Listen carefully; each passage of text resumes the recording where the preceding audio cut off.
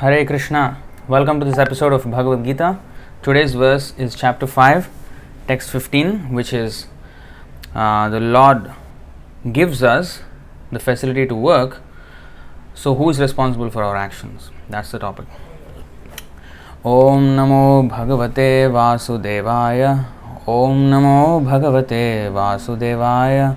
Om Namo Bhagavate Vasudevaya. ओम अज्ञानतिमिरान्धस्य ज्ञानाञ्जनशलाकया चक्षुरुन्मीलितं येन तस्मै श्रीगुरवे नमः। श्रीचैतन्यमनोभीष्टं स्थापितं येन भूतले स्वयं रूपः कदा मह्यं ददाति स्वपदान्तिकं। वन्देऽहं श्रीगुरो श्रीयुतपदकमलं श्रीगुरून् वैष्णवांश्च श्रीरूपं साग्रजातं सहगणरघुनाथान्वितं तं सजीवं साद्वैतं सावधूतं परिजनसहितं कृष्णचैतन्यदेवं श्रीराधाकृष्णपादान् सहगणललिता श्रीविशाखान्वितांश्च। हे कृष्णकरुणासिन्धो दीनबन्धो जगत्पते गोपेश गोपिका कान्तराधा कान्त नमोऽस्तुते। तप्त कांचन गौरांगी राधे वृंदावनेश्वरी वृषभानुसुते देवी प्रणमामि हरिप्रिये।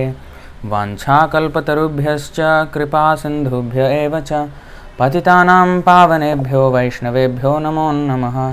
नम ओं विष्णुपादाय कृष्णप्रेष्ठाय भूतले श्रीमते भक्तिवेदान्तस्वामिनिति नामिने। नमस्ते सारस्वती देवे गौरवाणी प्रचारिणे निर्विशेषशून्यवादी पाश्चात्यदेशतारिणे। जय श्री कृष्ण चैतन्य प्रभु नित्यानंद श्री अद्वैत गदाधर श्रीवासादि गौरभक्तवृंद। हरे Krishna Krishna Krishna Hare Hare Hare Ram Ram Ram Hare Hare. So welcome to this episode of Bhagavad Gita. Who is this Bidhan Bhaumik? Please don't send so many comments on the comment stream here because it's just flooding with just nothing. It's okay if you just say once, that's enough. Because that comment section is for questions or anything related to the subject. And if you want to say Hare Krishna, that's fine, but don't flood the whole thing with thousands of comments. Alright, so today's topic is Bhagavad Gita chapter 5 text 15, and we'll read word by word first and then line by line. So please repeat after me. Na adatte kasyachit papam na cha eva sukritam vibhuh ajnanena आवृतं ज्ञानं तेन मुह्यन्ति जन्तवः. So now line by line. नादत्ते कस्यचित् पापं न चैव सुकृतं विभुः अज्ञानेनावृतं ज्ञानं तेन मुह्यन्ति जन्तवः. So please repeat. नादत्ते कस्यचित् पापं न चैव सुकृतं विभुः अज्ञानेनावृतं ज्ञानं तेन मुह्यन्ति जन्तवः.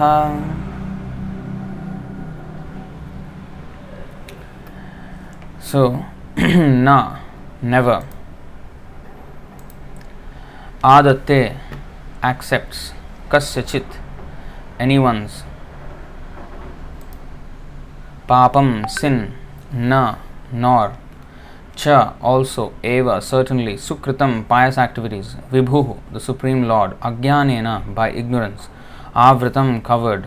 Jnanam, knowledge. Tena, by that. Muhyanti, are bewildered. Jantavaha, the living entities. So, translation and purport by His Divine Grace A.C. Bhaktivedanta Swami Srila Prabhupada ki jai. Translation: nor does the Supreme Lord assume anyone's sinful or pious activities, Embodied beings, however, are bewildered because of the ignorance which covers their real knowledge.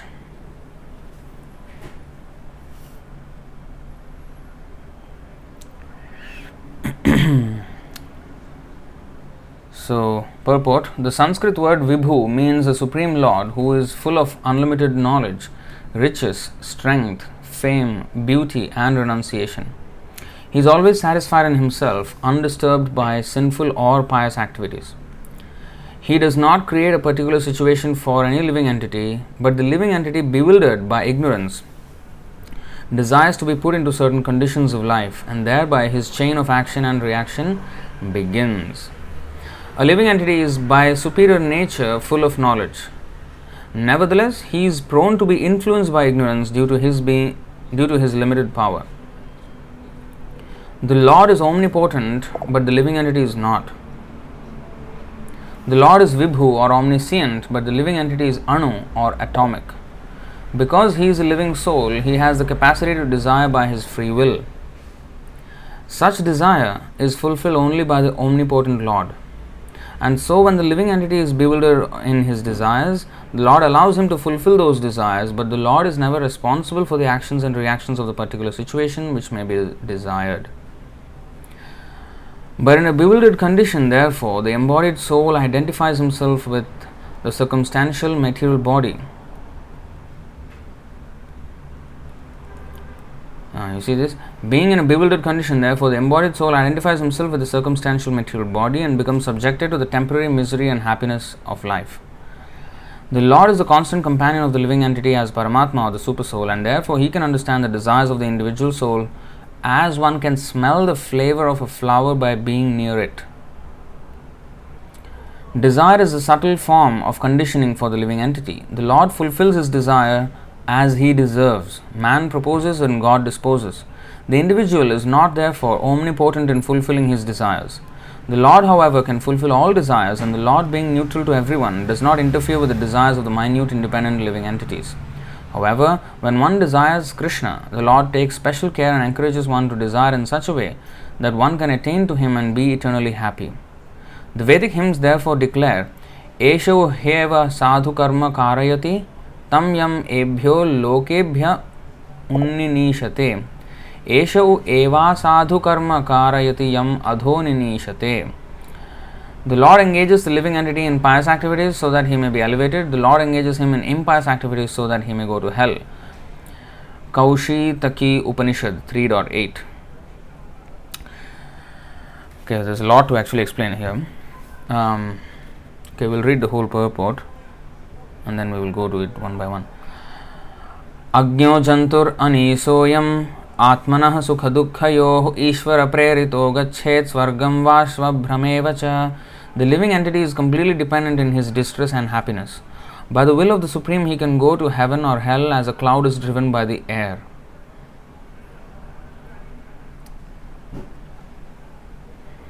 Therefore, the embodied soul, by his immemorial desire to avoid Krishna consciousness, causes his own bewilderment.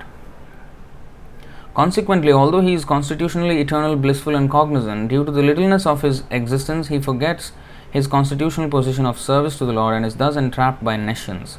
And under the spell of ignorance, the living entity claims that the Lord is responsible for his conditional existence. The Vedanta Sutras 2.1.34 also confirm this. Vaishamya naigrhunye na sapekshatvat tatha hi darshayati.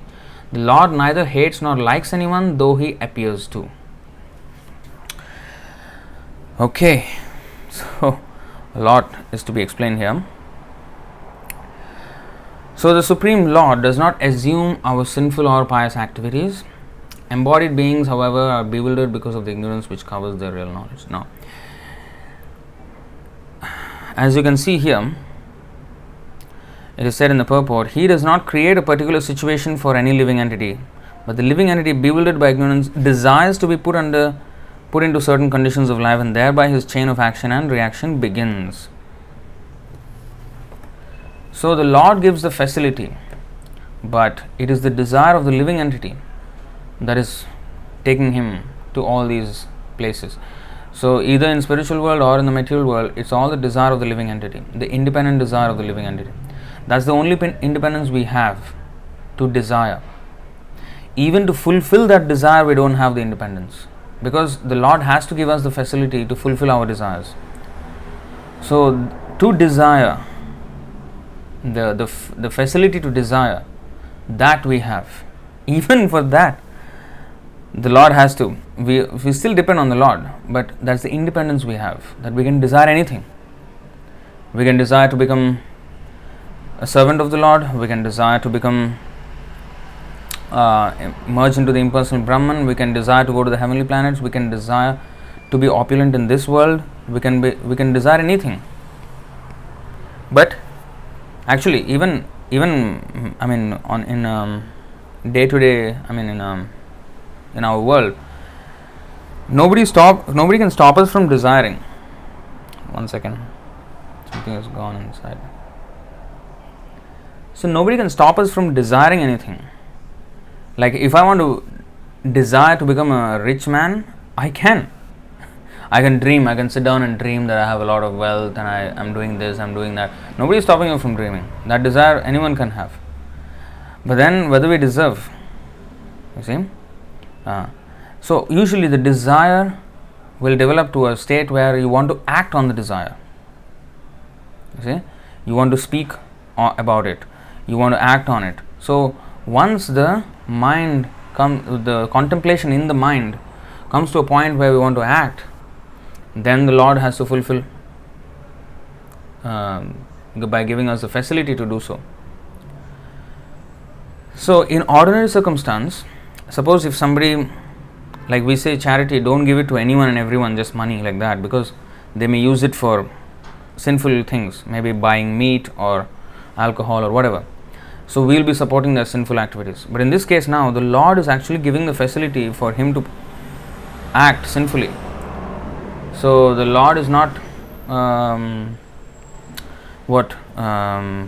responsible in that sense, because in Manu Samhita it says that in the killing of an animal, 8 kinds of people are implicated: the one who sells, the one who kills, the one who transports, the one who buys, the one who organizes the slaughter and everything, the one who eats, the one who cooks. Everybody is implicated. So in whichever way you are facilitating the killing of the animal, you are implicated. But then here the Lord is actually facilitating our sinful activities. But here it is said that the Lord is not implicated. First of all, just if I am an accomplice in a murder, then I will be implicated. But a judge who gives a death sentence to somebody, he is not implicated in that. He is not charged for killing that person. It's 2 different positions altogether. A person who is acting in an authoritative position, he is not subject to such rules. And the Lord is the master of the law of karma. He in fact engineered the law of karma. In fact, he is beyond. He is not under the law of karma. He is beyond the law of karma. And in the Ishopanishad, it is said, Sapariyagat shukram akayam avranam asnaviram shuddham apapaviddham kavirmanishi paribhu swayam bhur yatha tathyathorthan vyadadhat chasvatibhya samabhyah. Such a person must factually know the greatest of all, the personality of Godhead, who is unembodied, omniscient, beyond reproach. Beyond reproach, that means he can't be punished. He is not punishable. Without veins, pure and uncontaminated, the self-sufficient philosopher who has been fulfilling everyone's desire since time immemorial. And if you see in the word to word, the word apapaviddham means prophylactic. Any doctor would know what is this. Shuddham is antiseptic, or pure. Pure means antiseptic means even if there is something septic or some contamination, if you put that maybe antiseptic cream or lotion or whatever, it removes that contamination. So the Lord, when he remembered, even not to speak of when he is personally present, of course there is no difference between remembrance of him and his personal presence, So even by chanting his name or remembering him, automatically we become purified. Om apavitra pavitro va sarvavastham gatopi va yasmaret pundarikaksham sabbahyabhyantara suchihi. So if you remember who is that? Yasmaret pundarikaksham. Pundarikaksham means the lotus-eyed Lord. So if you remember, inside and outside everything becomes cleansed. We become purified just by remembrance of him. So even if by remembrance of him we get purified, how can he be impure by sinful activities? No. So prophylactic also means that it is I actually forgot the exact definition of prophylactic. Let's look up. Preventive. Okay, yeah. Intended to prevent disease. Prophylactic. It's like a vaccine, for example. Something like a vaccine.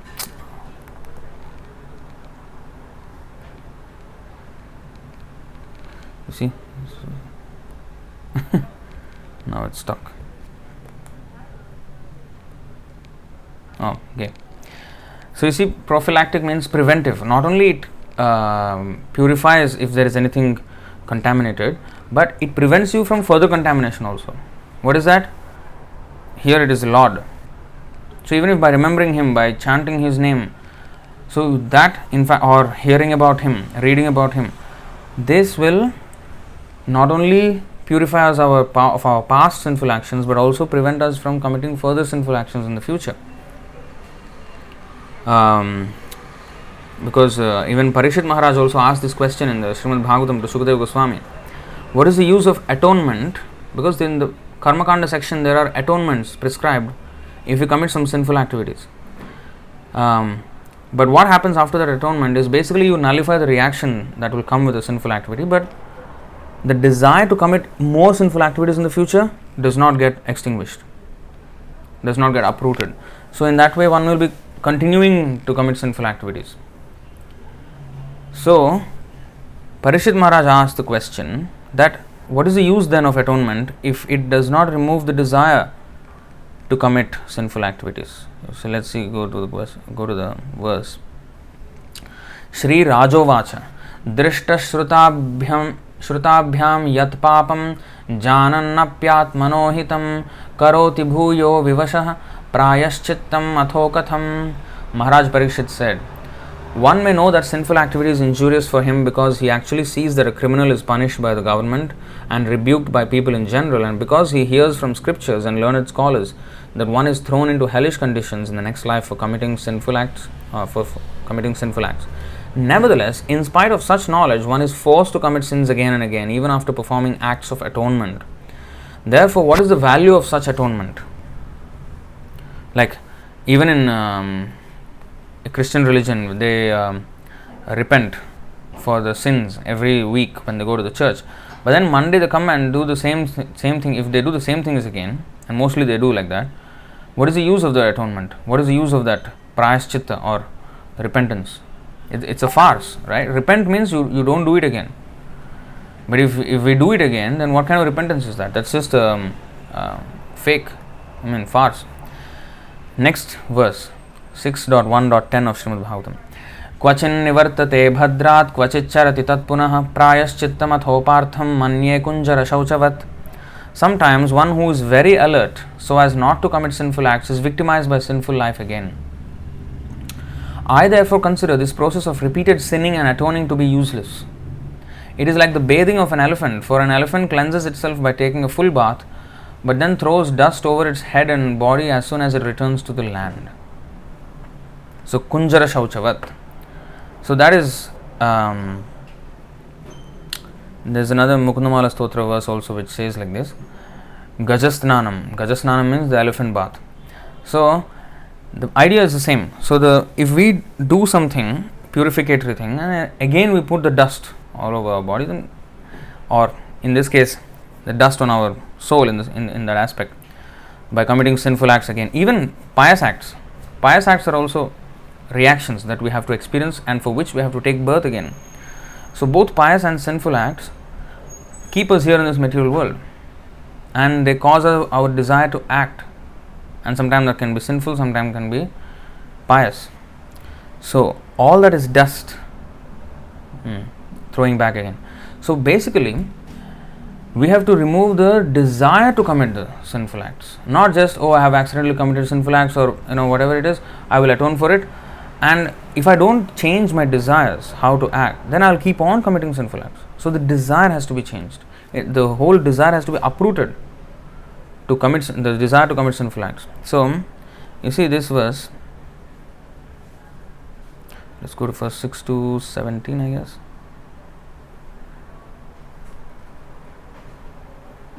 Hmm. 6 to 17 of Srimad Bhagavatam. तैस्तान्यघानि पूयन्ते तपोदानव्रतादिभिः नाधर्मजं तद्धृदयं तदपीशाङ्घ्रिसेवया. Although one may neutralize the reactions of sinful life through austerity, charity, vows and other such methods, these pious activities cannot uproot the material desires in one's heart. See? They neutralize sinful life, but they cannot uproot the material desires in one's heart.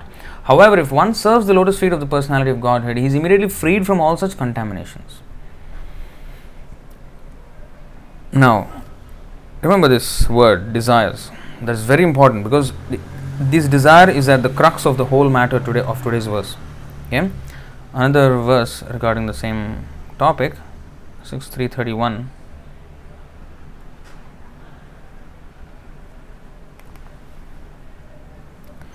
तस्मात् संकीर्तनं विष्णोर् जगन्मंगलमंहसां महतामपि कौरव्य विद्यैकान्तिक निष्कृतम्.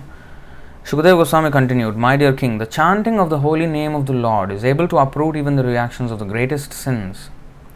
Therefore, the chanting of the Sankirtan movement is the most auspicious activity in the entire universe. Please try to understand this so that others will take it seriously. I'll show you another verse. How does that start? The Vishnu Puran verse.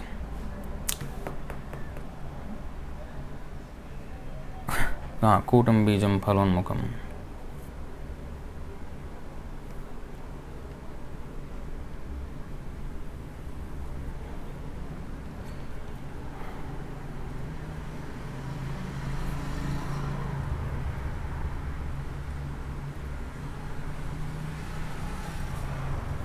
Okay, you see here in the Padma Puran it is said,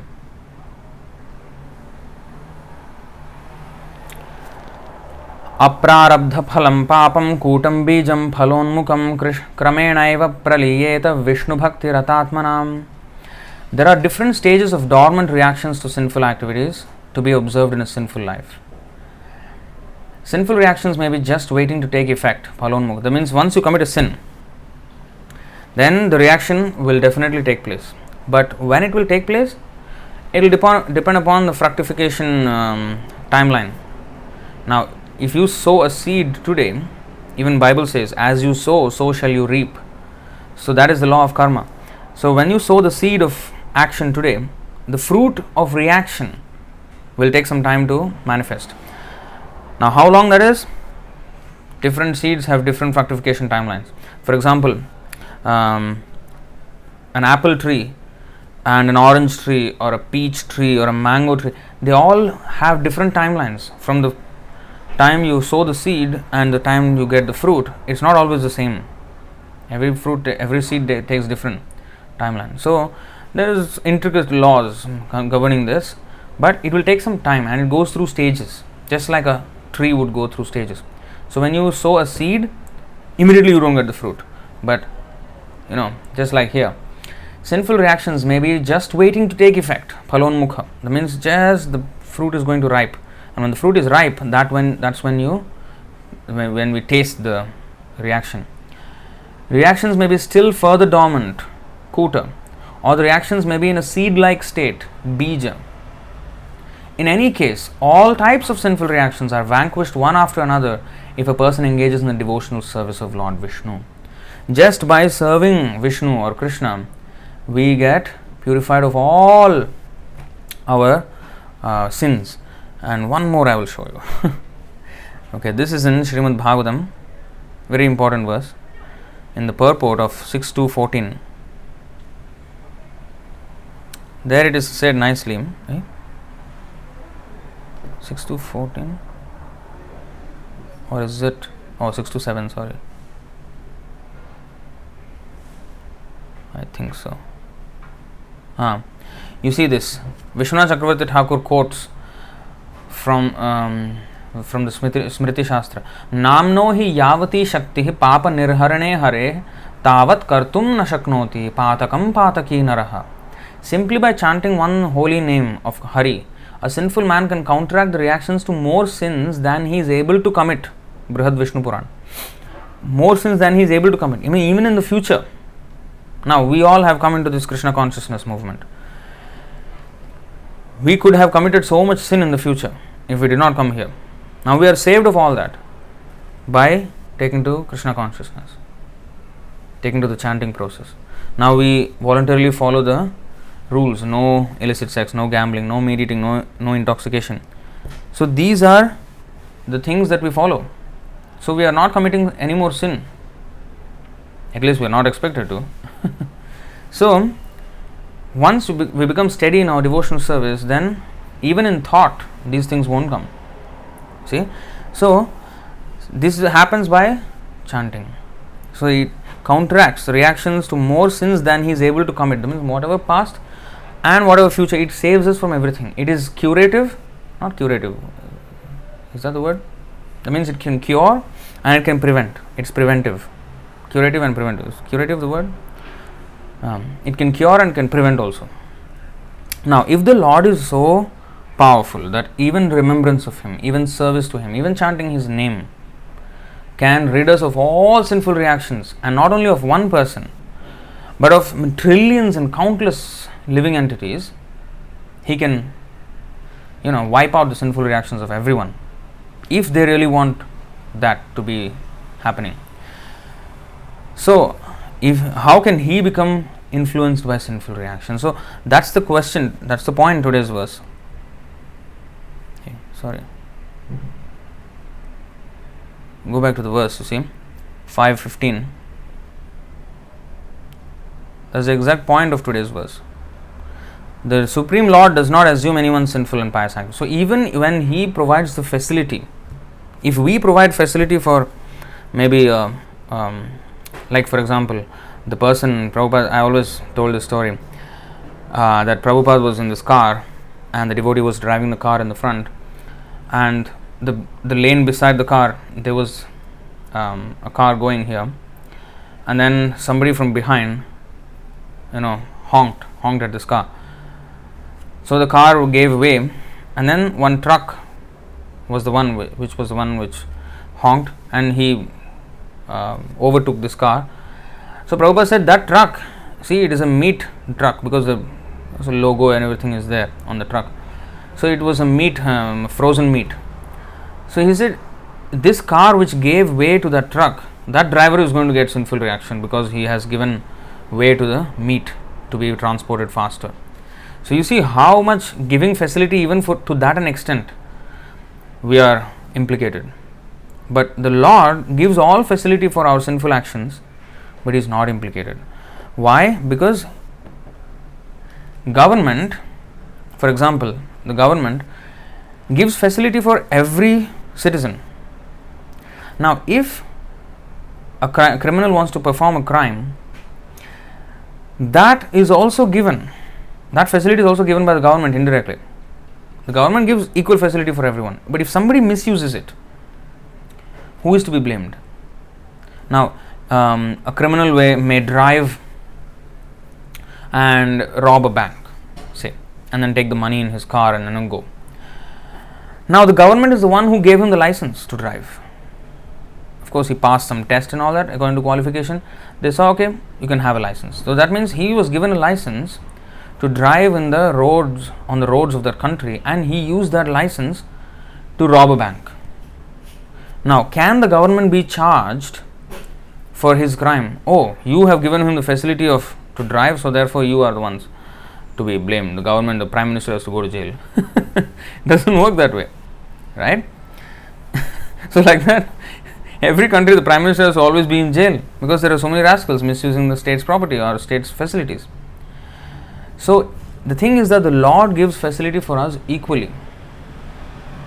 You may say, oh no, that's not equal because some people have more facility, some people have less. Yes, that is again according to what you deserve. Now, the university is there open for everyone. Why not everybody becomes a topper? It's not that the person who failed, he is not afforded the facility of the university, but he just did not qualify himself to take full advantage of that facility. So basically, the Lord gives facility to everyone. Whether we take full advantage of that facility or we misuse that facility, that depends on us. And therefore, the Lord is not to be blamed for our actions. Now, somebody actually asked me after the previous class that the material modes are the ones which are doing all the work and we are not doing anything. So why should we be punished? Why are we the doer then? Why are we considered the actor and that action is bringing about a reaction and we have to suffer for the reaction when we are not the real doer of that action? Why? It's because of the desire. The desire is the word, and that's why I said earlier, the word desire is the most important word in today's verse. According to our desire, it's what we desire and then we get the facility and then we actually act on that desire. So, it is said here, He does not create a particular situation for any living entity, the Lord, but bewildered by ignorance, the living entity desires to be put into certain conditions of life and thereby his chain of action and reaction begins because of his desire. A living entity is by superior nature full of knowledge. Now, our desires are based on what we know, right? Whether we don't know something or whether we know something. Based on our knowledge of our perception of something, our desires develop.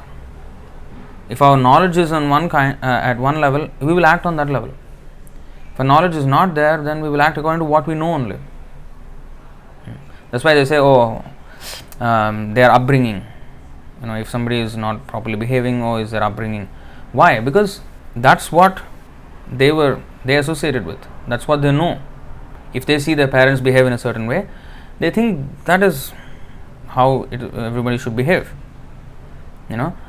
So that it molds our thinking. So that is called association. So the knowledge or the lack of it makes us act in different ways. Now, in ignorance, we may desire in so many ways. Now, the Lord gives us the facility to act, even though we are in ignorance. Now you may say, why the Lord does not enlighten us with knowledge so that we don't act like that? Well, that's what Krishna says. I come every Sambhavami Yuge Yuge. He is always making sure that the facility to change one's desires is always there. He ensures that. But then we don't come in contact with such facility because we never wanted to. The movement of Krishna consciousness has always been there. And in the Bhagavad Gita also he says, I have spoken the same knowledge to the sun god and it has been passed down in parampara, but over the course of time it became lost, and now therefore I have come again now to re-establish the principle. So whenever it is even lost, the Lord comes and re-establishes that. So the facility is always there. But like for example, the Krishna consciousness movement started in 1965. In the name that Prabhupada has started, ISKCON, started in 1966, registered in the New York, and it spread to India and all that. I was born in 1986, for example. I have never heard about ISKCON, International Society for Krishna Consciousness, Hare Krishna movement, nothing of that sort until I was 17 years old. Never even heard of it. It's so big. Rath Yatras are going on, and I was not in some remote village or something. I was in the city, and every city, and Prabhupada, I was in Hyderabad, and Prabhupada was there in Hyderabad, and there's a temple there, and the temple is near a locality where my house was there when I was a small kid. But I never knew. I never had access. You see, when the time was right, then when the desire somehow matched or whatever, Krishna made the arrangement so that it reveals to me. You see, like some people, I think in this live stream also, have been here for many years, but they never knew that we existed. They never knew, but we've been always there. So similarly, the facility to come to Krishna is always there, but if our desires are full of material desires and we have no interest in God, then we are not shown that facility, because we did not want to see it, we did not remotely even wanted to have it. So when we are ready, the Lord sitting in our heart, as it is said in the purport, just like one near a flower can smell the fragrance of the flower, similarly He is sitting beside us in the heart and He knows the flavor of our desires. So let's read on. A living entity is by superior nature full of knowledge. Now, the living entity is actually spiritual in nature, and its original position is to be under the protection of Krishna and be full of knowledge, Satchidananda. The Lord is Satchidananda, we are also Satchidananda. But we are minute, and therefore the enormous material energy can actually cover our consciousness. And again, it can only cover our consciousness if we desire to allow ourselves to be covered.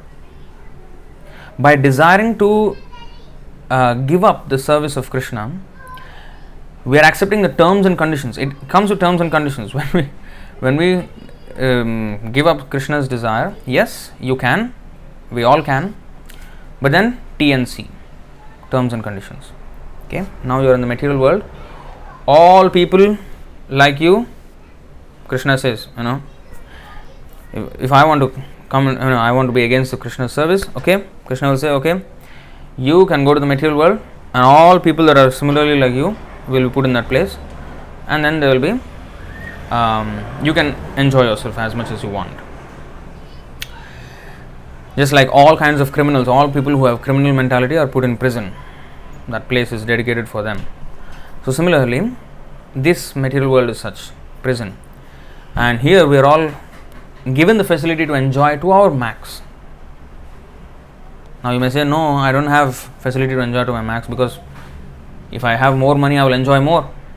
I don't have that facility. Why I don't have?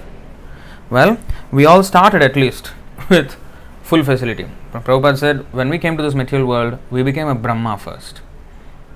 We start off as Brahma, the supreme in the whole universe. And then slowly and slowly and slowly, we go down all the way until we become a worm in the stool. And in this way, we go up and down, the whole universe. So this is what we have asked for. So now, what happened? So I wanted to enjoy. Yes, He gave me Brahma position. So what happened then? Remember, the Lord promised us, yes, you can enjoy to max, go to this material world. But then He promised trillions and trillions of other souls the same thing as well. So how can everybody be a Brahma? No, right? There has to be some law, there has to be some fair share. I cannot encroach upon your happiness and you cannot encroach upon my happiness. So there is a law governing how much you can enjoy and how much, so that everybody have their equal share of whatever facilities. So in that way there is, and then when I encroach upon others' sense gratification or others' facilities, then the karma acts on me, then I will be punished, and therefore I go down, then my facilities get cut down.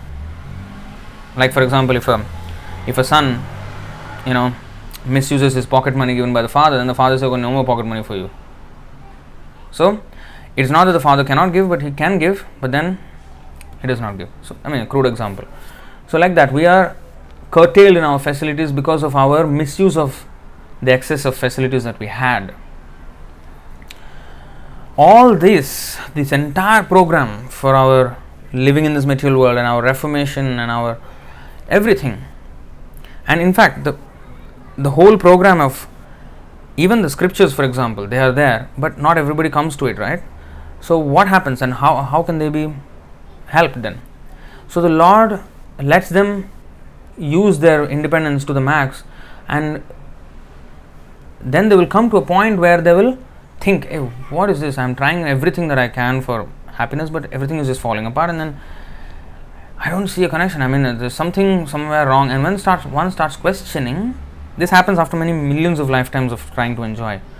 Then, yes, the Lord listens. Okay, now your thinking is, becoming proper. So, okay, let me give you some chance. So then the devotees come into the picture. The one contacts the devotees, and then that's how the life again changes. Even this also happens over many lifetimes. So, this whole program, the entire material world, is designed for our reformation. Some people reform by just hearing the words of Krishna. Some people will want to go through the entire experience and suffer. Those who are less intelligent, they want to go through the entire experience, suffer, and after many, many thousands and millions of lifetimes, come to a point where they start to begin to question again. I mean, we are all in that boat. We all are here for millions and trillions of lifetimes. And now we are a little bit coming into the Krishna consciousness. But then we have to end it all in one lifetime. That should be the determination. So, we have to take to Krishna consciousness seriously. Nevertheless, he is prone to be influenced by ignorance due to his limited power. Now, we are Anu. The Lord is Vibhu.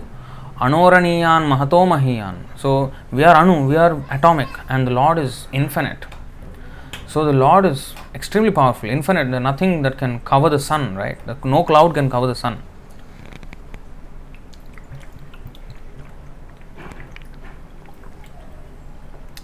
Sometimes we see sun covered by the clouds, but that is our defective vision. So, sometimes we may think, oh, the Lord is also under the law of karma. Sometimes the Lord seemingly acts like that, right? Like some, Gandhari cursed Krishna, for example, and Krishna was shot by the arrow. So some pastimes are very bewildering, especially if one does not understand the intricacies. So they think the Lord is also under karma. It's like seeing the sun is covered by the cloud. Oh, you see, sun is also covered by the cloud. But that is foolish observation, because my position is wrong. I am looking at it from a totally skewed perspective. The cloud can never ever cover the sun. So the cloud can only cover our eyes of the sun and block our vision of the sun. And in fact, the cloud itself is a product of the sun only. Because of the sun's evaporation, the water has evaporated and then it formed a cloud, right? So it's the sun's energy only.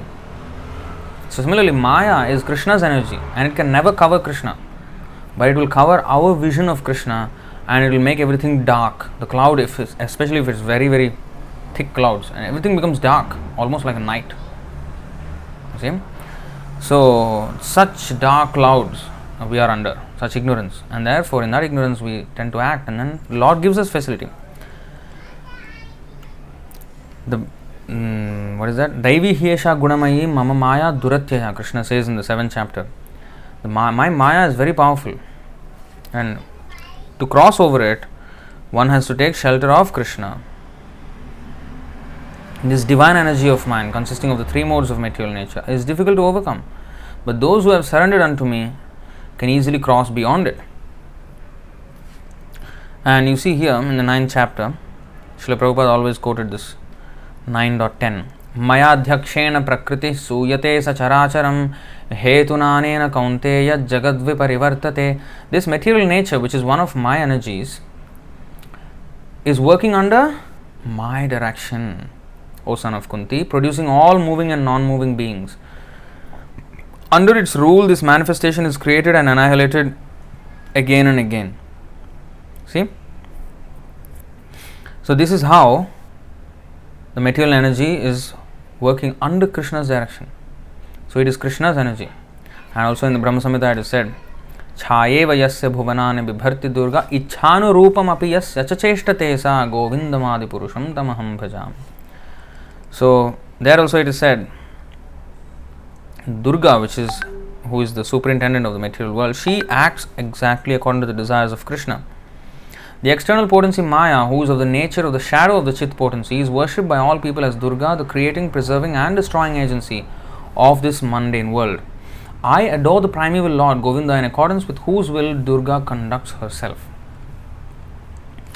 Now let me show you this verse in the Srimad Bhagavatam 1.7.4.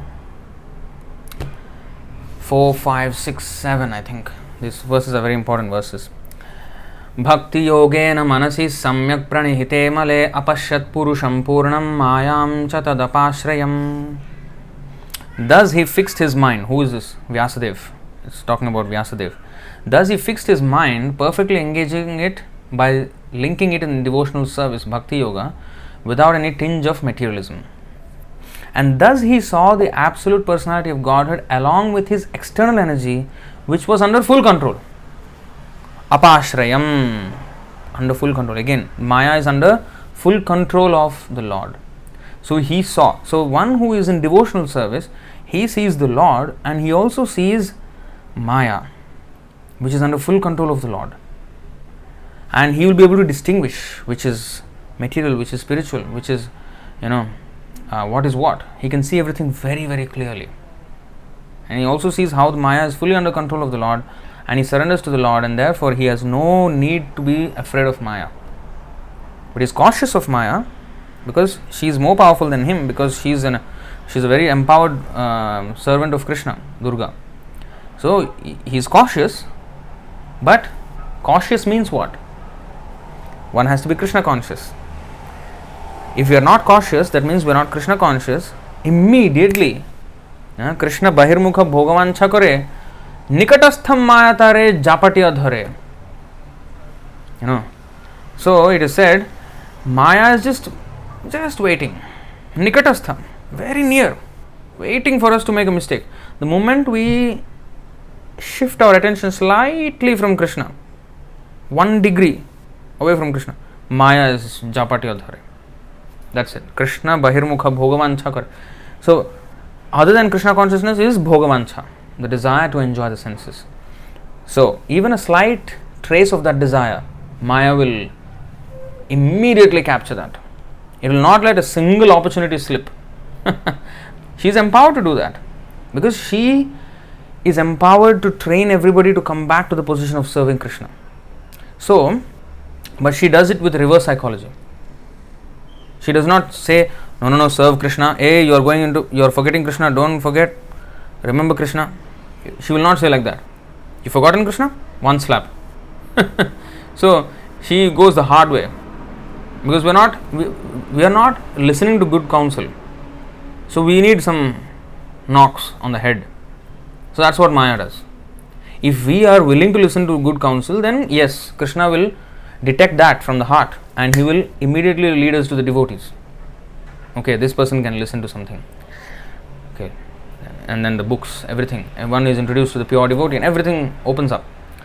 But if one is not, then okay, Maya will take care of that person. Oh, you've forgotten? One tight slap. Forgotten more? One kick. This is how Maya does it. Now also Maya, when we are becoming Krishna conscious, she will want to make our Krishna consciousness even stronger. But she will not say, oh, well done, you have done this much service. Very, very good, very good, very good. Go further, do more service. No, she will not do that. She will do, the other way. Oh, you are going to Krishna? You are not serious about it. Come on. You look at this, how nice Maya is. You see? She will give some attraction. She will say something or the other. This is Prakshepatmika and Avaranatmika. I think that is explained in one of the purports of. Let's go.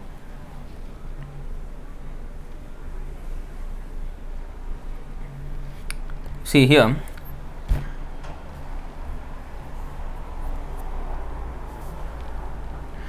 Srila Prabhupada explains here. Chaitanya Charitamrita Adilila, chapter 7, text 114, in the purport. Mayavadi philosophers are very proud of exhibiting the Vedanta philosophy through grammatical jugglery, but in the Bhagavad Gita, Lord Sri Krishna certifies that they are Maya Pahrita Jnana, bereft of real knowledge due to Maya. Now, Maya has two potencies with which to execute her two functions. The Prakshepatmika Shakti, the power to throw the living entity into the ocean of material existence, and Avaranatmika Shakti, the power to cover the knowledge of the living entity. The function of the Avaranatmika Shakti is explained in the Bhagavad Gita by the word Maya Apahrita Jnana. So, this is one instance of this use. See, there are two kinds of covering powers exhibited by Maya. One is called Prakshepatmika and other is called Avaranatmika. When one is determined to get out of material bondage, you see this. The Prakshepatmika Shakti, the spell of diversion, impels one to remain in conditioned life fully satisfied by sense gratification. So when one is determined to get out of material bondage, he wants to get liberated, he wants to, become a devotee and become strong.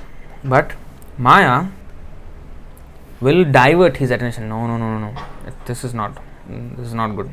Devotional service is not good. Her duty is to train us to become strong devotees. So she tests. Like the teacher will teach you in a school, but then there is the exam where you will be tested. At that time, in the test, the teacher will not support you, or she will not guide you in the test. A test you have to go through yourself. So that will make you stronger. That will make you read more and study more, learn more. If the teacher always say, okay, this, that, if the teacher always helps, then how are you going to learn? So the teacher helps us to become strong so that we can pass the test. So similarly, the Guru, the spiritual master, the scriptures, the Supreme Lord Himself, they give us the knowledge, give us the training and everything so that we can become strong devotees. And Maya is the one which conducts these examinations. Every now and then. Every instance there is an exam. So, when one is determined to get out of material bondage, the Prakshepatmika Shakti, the spell of diversion, it will divert you. She will divert. No. Forget it. No, this is not for you. Krishna consciousness is not for you. You do this. This is Prakshepatmika Shakti. The spell of diversion impels one to remain in conditioned life, fully satisfied by sense gratification. See that? And due to the other power, Avaranatmika, a conditioned soul feels satisfied even if he is rotting in the body of a pig or a worm in stool. She will keep us there. Now you may say, how is that helping? Well, like Bharat Maharaj, he gave up everything. He went to the forest, meditation, and Maya presented. She knew, because you see, Maya for Vishwamitra, she came as Menaka, right? But for Bharat Maharaj, she knows if I come as Menaka, he will not be interested because his wife is already very beautiful, he gave her up. And he has unrivaled kingdom, earthly kingdom, he gave it up. So his weakness is not here. I will attack at his weak spot, soft spot. He is compassionate. Okay, I will attack compassion. So it's a good quality, you see, but still, if we are materially compassionate, that is actually a trap of Maya.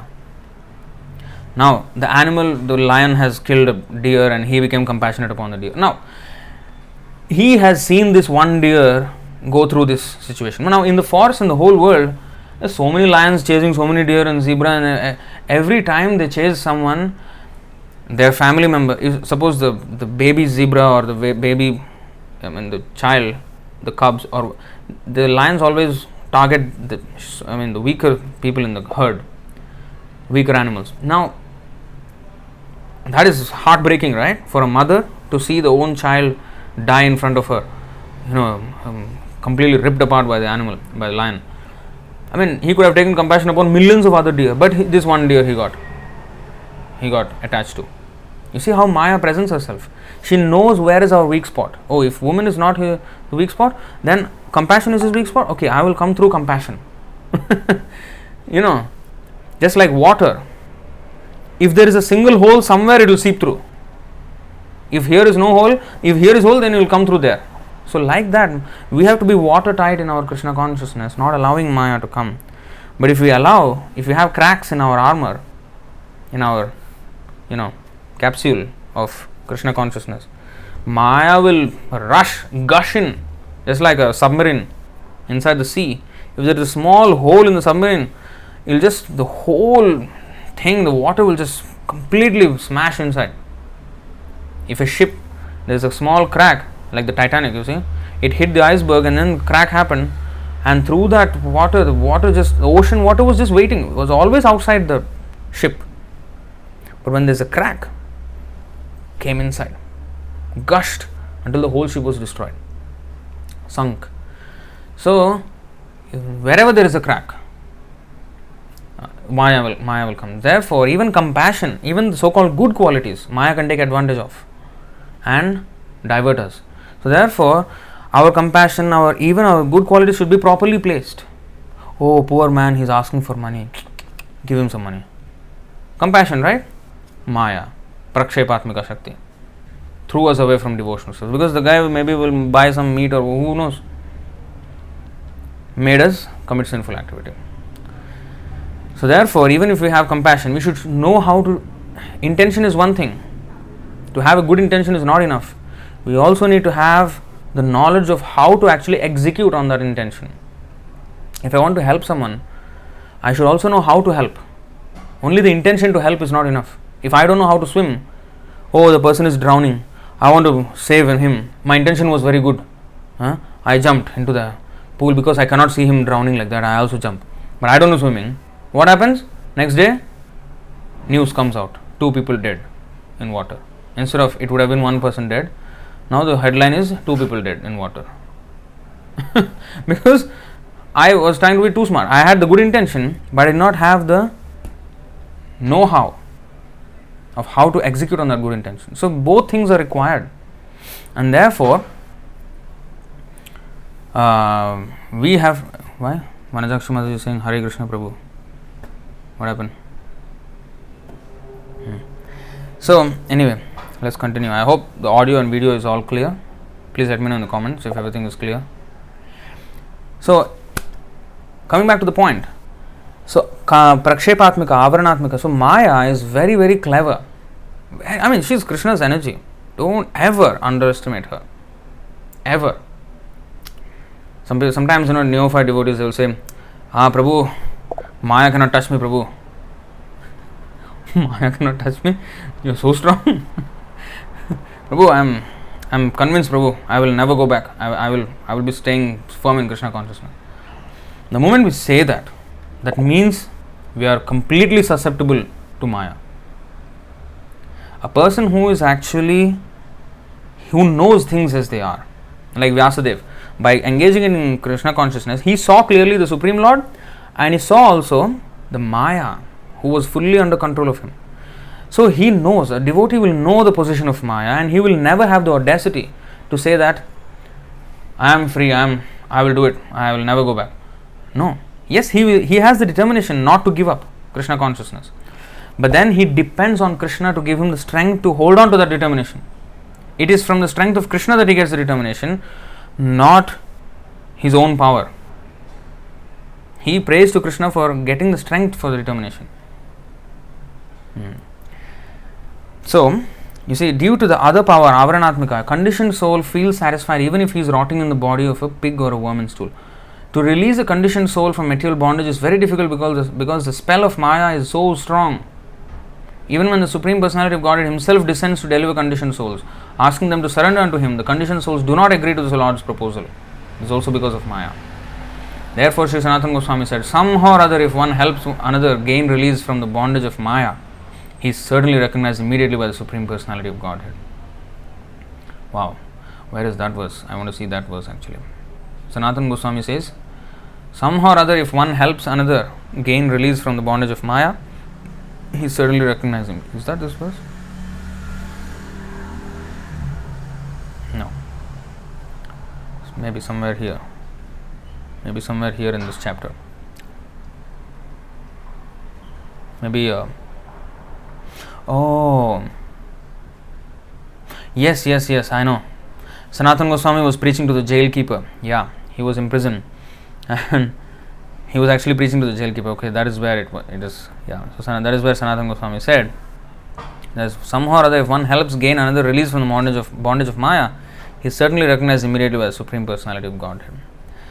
So Krishna also says that in the Bhagavad Gita. Now going back to this 174. So the Vyasadeva saw the Lord and the Maya side by side, and he's understanding everything, how everything is working. Next, so the Lord and Maya. Now he saw another thing also. Yaya sammohito jiva atmanam trigunatmakam paropi manutenartham tatkritam cha bhipadyate. Due to this external energy, the living entity, now he saw the external energy of Maya, of the Lord, Maya. Now, he is also seeing that the influence of the external energy. Due to this external energy, the living entity, although transcendental to the three modes of nature, thinks of himself as a material product and thus undergoes the reactions of material miseries. Now, he is seeing another thing. He is seeing the living entities now. The Lord he saw, the material energy he saw. He is also seeing the living entities, and he is seeing them how they are covered or under the influence of the material energy. That also he is seeing. So, in other words, a devotee can see how a person is under the spell of Maya very clearly. And how he also can, he is also under, and how he can come out. Especially a pure devotee, he can see completely. Now, an advancing devotee may not completely have the complete vision of it, because we don't know our own mistakes, we don't know actually where we are wrong. We need to be guided by Guru, Sadhu, Shastra. And when one is pure, then one knows exactly as things as they are. What is correct, what is wrong, everything. Otherwise, even as so-called devotees, we don't understand sometimes where our desires are going wrong, where our desires are going right, and that's why we have to always consult Guru, Sadhu and Shastra. We should never go away and just listen to our own mind and have these confidential discussions with our mind, because our mind is not our friend. He is our greatest enemy. If we share our secrets with the greatest enemy, then the enemy knows exactly what you'd want, exactly where your weaknesses are, and then it will attack. So Maya is like that. So in the association of devotees, even if my desire is not 100% there, if I take guidance from devotees, then I will be advised properly, I will be directed properly.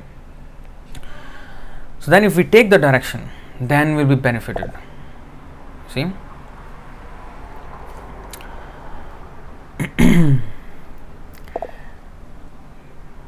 Due to the external energy, the living entity, though transcendental, thinks of himself as a material product. Now this is what happens. Now we all think we are the body. So that's because of the influence of Maya, and thus undergoes reactions of material miseries. Now I think in the previous session I have told, just like in a dream or in a video game, like I was playing video games when I was a teenager. So I was so involved in the game that I was believing that I am the one who is carrying the gun and shooting, and then somebody is hitting me, and I was feeling fear, like kind of anxiety, fear. I mean, you're not dying, but it's almost like that, as if you're scared to just go further or something. That feeling is there. And of course, we are a little bit aware that okay, I'm not the person, I'm not really dying, but still, because of my absorption in that game, I was so into it. So we are completely absorbed in this material context, and therefore we are having all these miseries, anxieties. Actually, we have nothing to do. The soul has nothing to do with all these things. Because of our this thing, and therefore we have to have all these miseries because of our attachment to the wrong thing. Next, now he is also seeing another thing. Anarthopashamam sakshat bhakti yoga madhokshaje lokasya ajanato vidvams chakre satvata samhitam. So he has seen the Lord, he has seen the material energy under full control of him, and he also saw the living entities under the full control of the material nature. Now he knows that they are all actually servants of Krishna, but they are trapped under the control of Maya. So therefore he felt compassion. And therefore he wrote Shastra. The material miseries of the living entity, which are superfluous to him. She is superfluous. What is the meaning of superfluous? Sorry.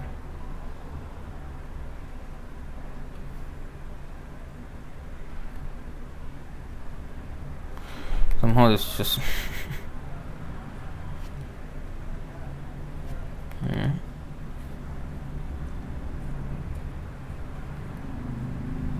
wow. How to do this? Okay, gone. I don't know what is happening. So superfluous means basically it's superficial.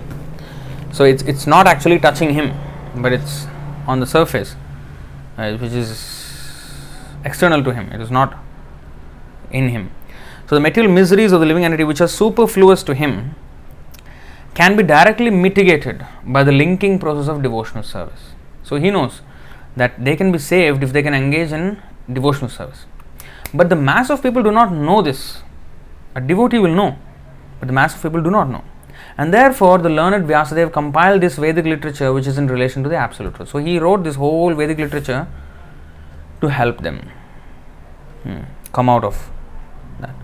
Yasyam vaishroyamanayam krishne paramapurushe bhaktirutpadyate pumsa shoka moha bhayapaha. You see now, simply by giving oral reception to this Vedic literature, that means just by hearing or just by reading, the feeling for loving devotional service to Lord Krishna, the Supreme Personality of Godhead, sprouts up at once to extinguish the fire of lamentation, illusion and forgetfulness. So, this literature, especially, there are many Vedic literatures, especially the Bhagavatam, was written in a way that will sprout up at once in our heart a feeling for loving devotional service to the Lord. And that feeling automatically brings us to the reality, which is our relationship with the Lord, reminds us of our actual nature. And automatically, when, suppose, I'm into the game and I'm playing and I'm getting all anxious and this and that, but when I just detach from the screen and then, I deal with life in general, wow, life is not so dangerous, of course life is dangerous, padam padam yad vipadam na tesham, but I am not in a dangerous position. I am just sitting in a chair. I am not in actually part of this game. I am not that person on the screen. Or when I wake up from a nightmare, then I realize, okay, I am not really in that situation. See, so we need to wake up. So the wake up means our real position, awakened. What is our awakened condition? First of all, our awakened condition is to be naturally attracted to the Lord. That is our awakened original constitutional position. We have forgotten that in our deep sleep of ignorance. Now, this, just like the alarm bell, we set an alarm every day. That oral reception, the ear, is what works even when we are asleep, and that eventually gets us waking up. So similarly, the alarm clock is the message of Krishna and his devotees. The Bhagavad Gita, Bhagavatam, this is the alarm clock waking us up from a deep slumber. So the more we hear it, the more we listen to it, the more we awaken. So in our current position where we are trying to advance but still in Maya, so that's like the groggy condition when we wake up, we're like half asleep and half awake, like just getting. But when one is wide awake, he has nothing to do with that dream. When he is waking up from the process of slumber, then he's a bit groggy in the beginning. So that's our position right now, where we are trying to advance, but we are still groggy because we don't know whether we are in actually sleep or whether waking up, and what is our real duty. When one is groggy, he forgets actually what he has to do in his whole day. But then when he wakes up, hey, I have so many things to do, come on, wake up. So that's what, when we actually wake up to our real identity, that's when we realize, there's immense range of activities. So that laziness, that all that thing is actually our groggy nature or our deep slumber. So we have to, as the quickly we wake up, the better it is. So that's why we have to hear more. Yasyam vai shruyamanayam. Simply by giving oral reception. Krishne parama purushe bhakti utpadyate pumsaha shoka moha bhayapaha. That is the name. See, sprouts up at once to extinguish the fire of lamentation, illusion and fearfulness. These are the things which we experience in this material world. Lamentation, fearfulness and illusion.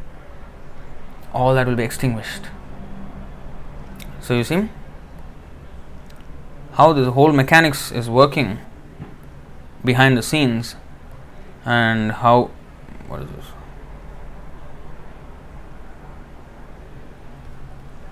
And how we are in this whole position. We need to understand all these things. Then, a living entity is by nature full of knowledge. Okay, the Lord is omnipotent, but the living entity is not.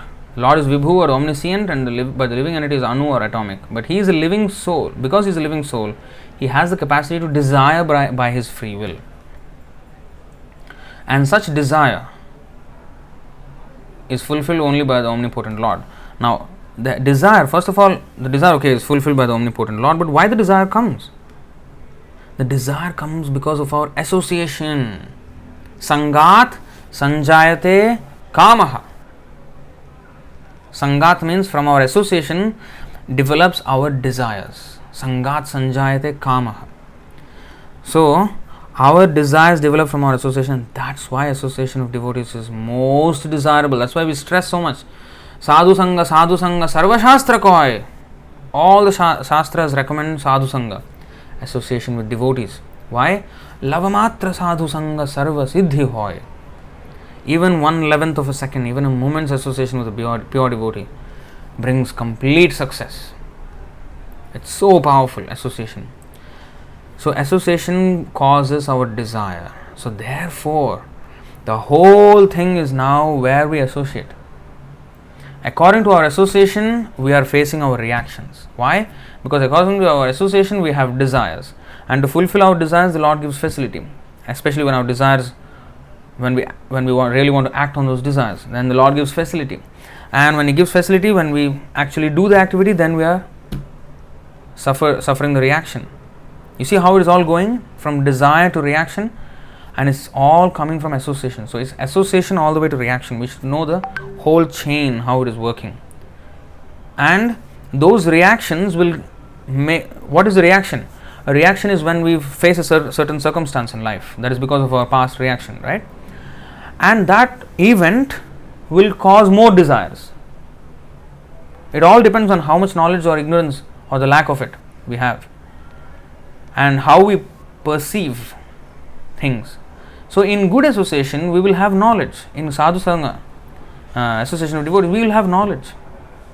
Whereas in any other association, we are just in ignorance. We are in ignorance. So that's why association is important. It's like we go to school to learn, to receive education. That is an association. School is an association. And it offers us an association with other schoolmates or who are also learning, and the teacher where we can actually learn from. So it's a facility where we can increase our knowledge. Of course, material knowledge, which in the ultimate sense it's not that much that useful. But similarly, the same concept I am saying is applicable to devotees. So in this temple is a facility where devotees are there. They are the guides who, and of course a spiritual master, under his order everything is running. And then the devotees instruct the other devotees, the junior devotees in those matters according to the Sadhu Shastra Guru. And thereby he makes progress. And his desires will develop accordingly in devotional service. And then as his desires become purified, that means when he desires to serve the Lord more and more, that much he gets purified, and he gets forward in his march towards liberation. So that's why the Lord is not responsible for our actions. We are, because of our association. Guna. Now when we say this verse 327, प्रकृते क्रियमाणानि गुणै कर्माणि सर्वशः अहंकार विमूढ़ात्मा कर्ताहम् इति मन्यते. The spirit soul, bewildered by the influence of false ego, thinks himself the doer of activities that are in actuality carried out by the three modes of material nature. Now he thinks he is the doer out of false ego, but then he suffers the reaction, although the three modes of material nature are doing it. Now, so why he is punished then if he is not the doer? Because he is agreeing to associate with the three modes of material nature. So if I am associating with devotees, then that is association of people who are beyond the three modes, whose range of activities are beyond the three modes. I am associating with that, associating with the spiritual nature. But if I am associating anywhere else, that is in the three modes. You see, and because of my association, that is the reason why I am punished. Why did I agree to associate with the three modes of material nature? No, I did not know, I am in ignorance. Why are you in ignorance? No, nobody told me. Yeah, but why nobody told you? Because you were not ready. We were not ready. That's why we did not hear about Krishna consciousness until a certain point in our life. Because the Lord is there right beside us in our heart as Paramatma, and He knows every single desire of ours. and he's just waiting. Just like in the purport, today's purport, he said he's like just like a flower. If you are near one fragrant flower, you will get the smell of it, the flavor of it. So similarly, the Lord being near us, He knows the flavor of our desires. So He's giving facility. He's giving equal facility for everyone, but we don't want to take advantage of it. So we want to desire another thing. So that's why we are punishable. Then because he is a living soul, he has the capacity to desire by his free will. Such desire is fulfilled only by the omnipotent Lord. And so when the living entity is bewildered in his desires, the Lord allows him to fulfill those desires, but the Lord is never responsible for the actions and reactions of the particular situation which may be desired. Being in a bewildered condition, therefore, the embodied soul identifies himself with the circumstantial material body and becomes subjected to the temporary misery of happiness of life. So again, the Lord allows him to fulfill the desires, but the Lord is never responsible. Just like the state, the government is not responsible for the robbery. Oh, because you have given him the license, therefore he drove the car, and therefore he robbed, and therefore he could speed away and then escape. The government is not, because they gave him the license, so therefore the Prime Minister or the licensing department, they have to be punished. No. So facility is given. If we misuse, then we are responsible. Now, being in a bewildered condition, therefore the embodied soul identifies himself with the circumstantial material body and becomes subjected to the temporary misery and happiness of life. The Lord is the constant companion of the living entity as Paramatma or the super soul, and therefore he can understand the desires of the individual soul as one can smell the flavor of a flower by being near it. Desire is a subtle form of conditioning for the living entity. The Lord fulfills his desire as he deserves. Again, we may desire the sky, but if we deserve the earth, then we will only get the earth. Or only a part of the earth, something like that. Man proposes and God disposes. The individual is not therefore omnipotent in fulfilling his desires. The Lord, however, so the independence that we have is only to desire what we want. But to fulfill that desire also we need the Lord. So we actually cannot fulfill our own desires even if we have them. The Lord can fulfill all desires, and the Lord, being neutral to everyone, does not interfere with the desires of the minute independent living entities. Why does he not interfere? If it is not good for us, why does he not just tell us? Well, the Lord told us, but still we disregarded his advice and came into this material world. And because we are dead against him, and therefore he is just waiting. Okay, let them realize. Let him realize. And when he realizes, then I will again introduce to him. When he's ready, when he's more ready. Just like, when the child throws a tantrum, the parents will just satisfy the child for a while until he gets all right. When they understand, when they can actually tell him again, and then they will tell him. When he's in a better mood, then they will tell him nicely. There's one way of training the child also. So that kind of thing. So when we are throwing a tantrum, no, I want to do this, and we're dead adamant about it. Okay, you do, and we get beaten around in this material world, and then when we start to realize, okay, now let's talk. Krishna then opens up the Bhagavad Gita for us. Okay, here is the Bhagavad Gita, let's talk. Then he is ready to advise us again. Until then we are not prepared to listen to his advice. That's why we do not receive the advice. But the devotees are so merciful that they don't even care whether the person is listening or is ready or not. They will just go. Even if the person is unwilling, they try to help. Of course, the envious they will neglect, but the innocent can be saved. So, those whose desires can be molded, just like association, right? So, the devotees offer that association. Why he is desiring in something else? Because his association is like that. So, devotee, he goes out of his way to give association to that person so that his desires may change. So, he forces himself into the domain of life of people of others, so that they may somehow or other get his association. Then he may sell a book. That is also association. To receive a book, that is association, right? Because of that, like I remember when I was a student, one brahmachari, he was distributing books and I bought that book. I just met him, I just spoke to him for maximum 15 minutes on that day, and that's it. That 15 minutes changed my whole life. You see, lavamatra sadhu sangha sarvasiddhi hoy. So the devotee forces himself to go into places where people don't have any desire to go to the Lord. But if they are somehow or other on a neutral platform, they are innocent, they will be somehow or other introduced into it.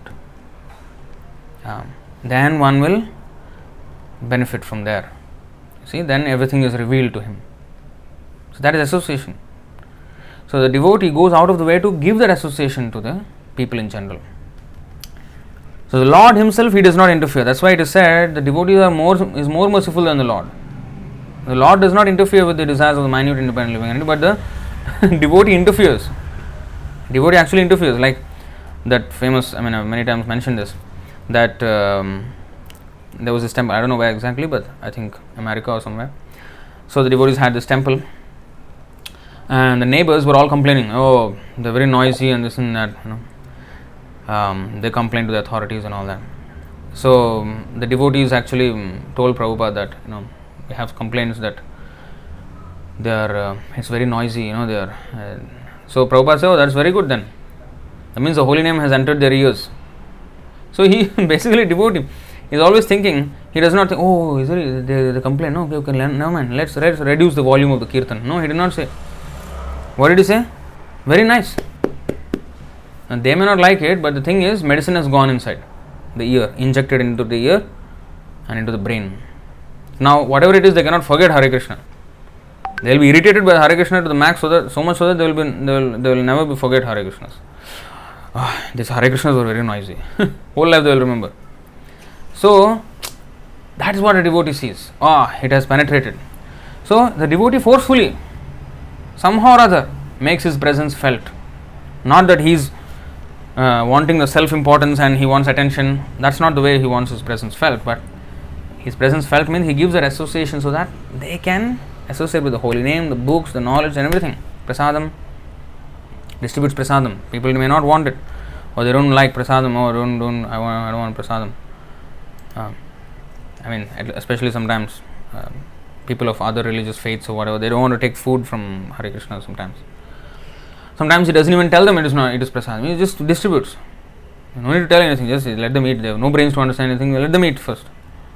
And purified. Whoever it is. So like that he wants to give that association. Therefore they are more merciful than the Lord. But then we should not mistake that the Lord is not merciful enough and the devotees are more. Yes, the devotees are more merciful, but why they are more merciful? Because of the Lord only. Because of being inspired by the Lord. Krishna Shakti Vina Nahitar Pravartan. Again, because this devotee's desire is to help the conditioned souls, because of the devotee's desire, just like the Lord fulfills everybody's desire, he fulfills the devotee's desire also.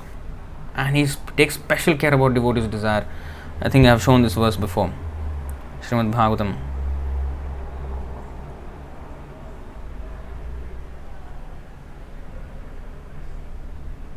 So when the devotee desires the deliverance of the conditioned souls, the Lord fulfills that desire and empowers him to act in that way. Now you see, Devarshir me priyatamo yadimau dhanadatmajau tattatha sadhayishyami yad geetam tan mahatmana. Although these two young men are the sons of the very rich Kuvera and I have nothing to do with them, this is Nalakuvara and Manigriva, who are sporting in the heavenly planets, naked with women in the lake, and Narad Muni was passing by. They did not even cover themselves. They were like, in their own drunken position. And then Narad Muni cursed them. Oh, you want to stand naked like this? Okay, stand naked as trees for thousands of years. So then they begged him for forgiveness. Then he said, okay, you will stand as trees still. That will not go back. But at least you will be as trees in a place where in the future Nanda Maharaj will have his courtyard there and Krishna will be born and then Krishna will personally come and deliver you. So he gave that promise. So now Krishna is fulfilling that promise, that desire of Narad Muni. You see, I have nothing to do with these two people, these rich sons of Kuvera. I have nothing to do with them. They are just mentally, they are fully sense gratificatory people. I have nothing to do with them. But Devarshi Narada is my very dear and affectionate devotee, and therefore, because he wanted me to come face to face with them, I must do so for their deliverance. Because of devotee's desire. Therefore, the Lord came and delivered them. So, the devotee's desire also the Lord fulfills. And the devotee's desire means he desires to serve the Lord, and he desires that all the others also serve the Lord. So, because of the devotee's merciful desires, the Lord agrees to help us.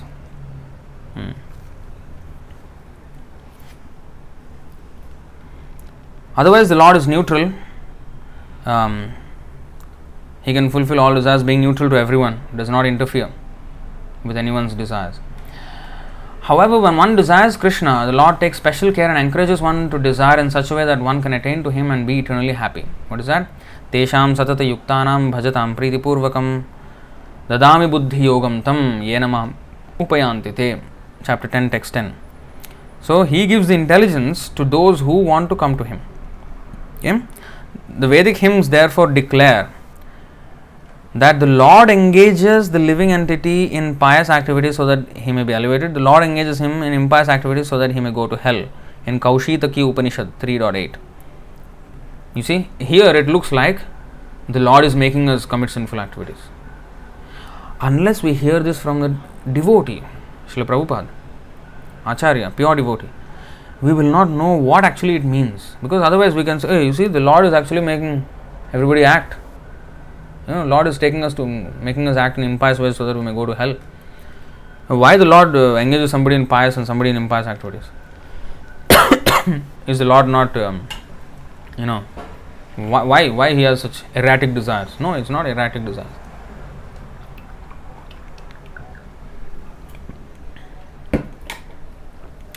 It is just that we desire like that, and therefore the Lord gives facility. In that way it is said.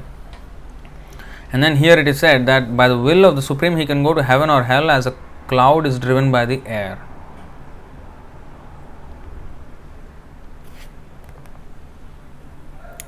Now,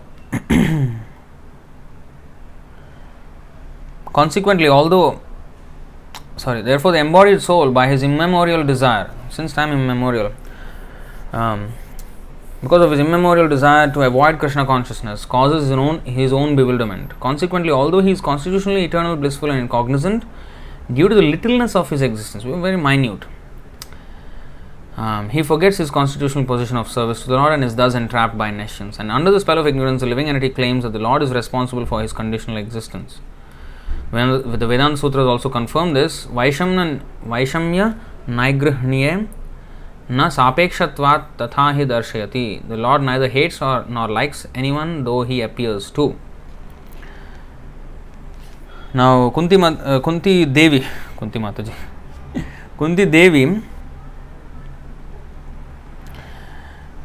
she says, you see, 1:8:29, I guess.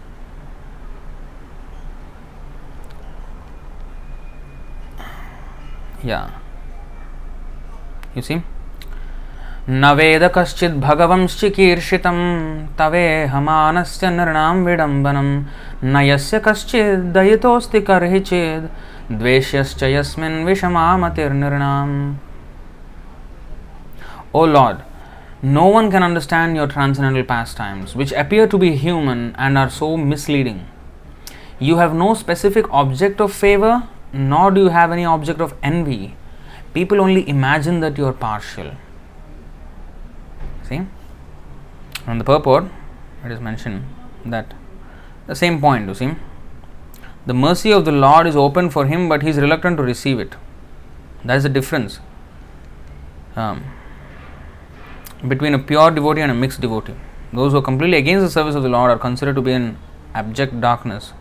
Those who ask for the Lord's favor only at a time of necessity are partial recipients of the mercy of the Lord, and those who are sent person engaged in the service of the Lord are full recipients of the mercy of the Lord. Such partiality in receiving the Lord's mercy is relative to the recipient, and it is not due to the partiality of the all merciful Lord. That's why Krishna says in the 4th chapter of Bhagavad Gita, Ye yatha mam prapadyante tams tathaiva bhajamyaham mama vartmanu vartante manushya partha sarvasha. As all surrender unto me, I reward them accordingly. So, as one surrender is there, that much he will reward. If our surrender is like negative, I mean complete atheist, He will reward us like that. It's actually just our degree of surrender, either to complete atheism or to complete pure devotee. We are always within the range of that. So wherever our level of surrender is, that much He will reward. But He's not partial, because that is how much advantage we can take of His mercy, in other words, according to our degree of surrender. His mercy is always the same, but according to our openness, just like if a glass is transparent, the light will completely pass through it. As much as it becomes translucent or opaque, the degree of opacity or the degree of transparency from absolute zero, I mean completely opaque, means light does not pass through, and completely transparent, the light completely passes through. And if it's anywhere in between, that much light will pass through. But the light is not partial. It's how much the glass is clean, or transparent and clean. So that's how it works. So we are responsible, therefore, on having the proper desire, and for that we are also responsible for our association, where we desire to associate. Therefore, we have to always keep ourselves in the association of devotees, so that our desires will become purified and our actions will become purified, and there will be no more reactions, and we will ultimately be liberated and attain Krishna consciousness and go back home, back to Godhead. That's the whole purport of this verse. So I will end that here. Wow. So if there are any questions, we will take them now. Superfluous means unnecessary, especially through being more than enough, although according to Google. Okay. Unnecessary, especially through being more than enough. Yeah, okay. So it's actually unnecessary. Anartha, it's all completely unnecessary. This whole material program is unnecessary because of our nonsense desire. It was started, but it should not have happened, but it happened. That's superfluous. All the miseries that we have is unnecessarily we have accepted them, but they have actually nothing to do with them. Okay, let's look at some questions, other questions.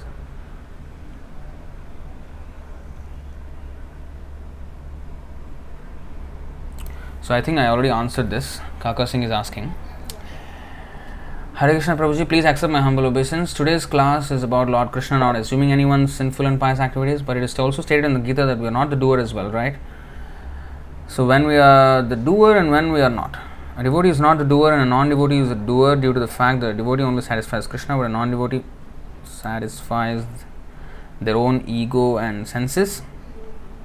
Yeah. So the doing comes at the point of desiring, and of course the desire fructifying into a stronger desire to actually act on it, and when we actually act on it, then that's how. So because of our association, yes, the modes are always doing the things, but we are agreeing to associate with the different modes, and therefore we are acting in different ways. Whereas even the non-devotee he's not the doer, in the sense that he on himself he cannot do anything. The material modes the body itself is a product of the three modes, and also our association with the three modes. So in that way, the living entity is unable to do anything on his own. The three modes have to give full facility. So the Lord gives full facility to the living entity through the three modes. So the facility is everything given by the three modes, but his desire. Now, when the devotee desires to serve Krishna, then he is not responsible for his actions, because he is acting on Krishna's desire. He is still doing, serving the Lord, but the whole plan is the Lord's plan. He is associating with the Lord and acting on his and desiring to act and acting eventually on the Lord's plan. Whereas here he is creating his own plans, averse to the Lord's plans.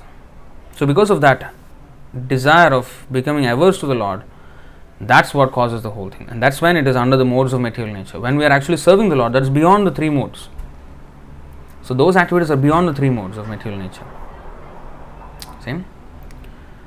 So when we are doer and when we are not, we are ultimately, we cannot do anything, either materially or spiritually, without the facility. When we are materially involved, then the three modes give us the empowerment to do.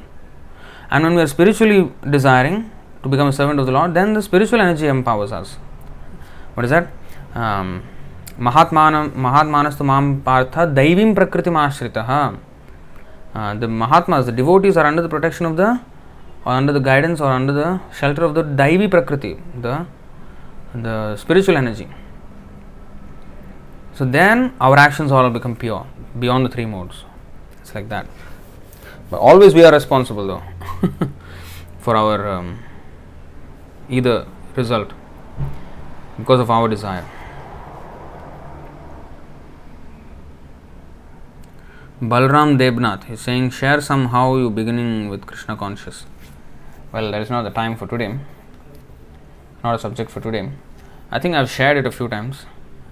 Maybe I'll make a video on my channel one day and we can have, anyway, it's I don't know how inspiring that will be, but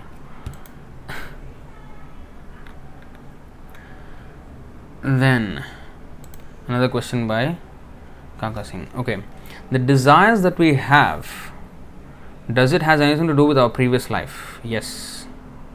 For example, if one wants to be one with the light of Krishna, Brahmajyoti, does it mean in the next life they will have desires to be a devotee? Okay. While one was under the mode of ignorance in the previous life, okay, I have set a timer of I think 20 seconds. While one was under the mode of ignorance in their previous life, will they have more sinful desires in their present life? If yes, then how would one who has done bad deeds eventually break the cycle and rise above the three modes? Very good question. So, firstly, desires, does it have anything to do with our previous life? Of course. I'll show you. Like, why did we even start off with a particular body and particular upbringing, particular family? Because of our previous desires. Just like Bharat Maharaj, he desired, he was thinking so much of the deer, then next life he became a deer. Because of his desire, he got his body, and then you see, Purusha Prakriti Sthohi Bhunkte Prakriti Jan Gunan Karanam Guna Sangosyam Sadasad Yoni Janmasu. The living entity in material nature thus follows the ways of life, enjoying the three modes of material nature. This is due to his association with that material nature. Thus he meets with good and evil among various species. So now, Prabhupada always quoted this, Karanam Guna Sangosya Sadasad Yoni Janmasu. Yoni Janmasu means our births in various species of life, whether good or bad, is because of our association with the modes of nature. That means our birth is caused by our association. That means our previous association, our previous life's association and desires. That's what caused this body and this life. Next, so what was the part? You said, if one wants to be one with the light of Krishna, Brahmajyoti, does it mean in their next life they will have desires to be a devotee? Not necessarily. If they contact devotees, yes. I think, what was that verse?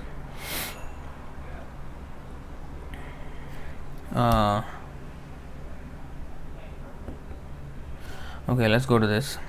This also explains kind of. Srimad Bhagavatam 5, 12, 13.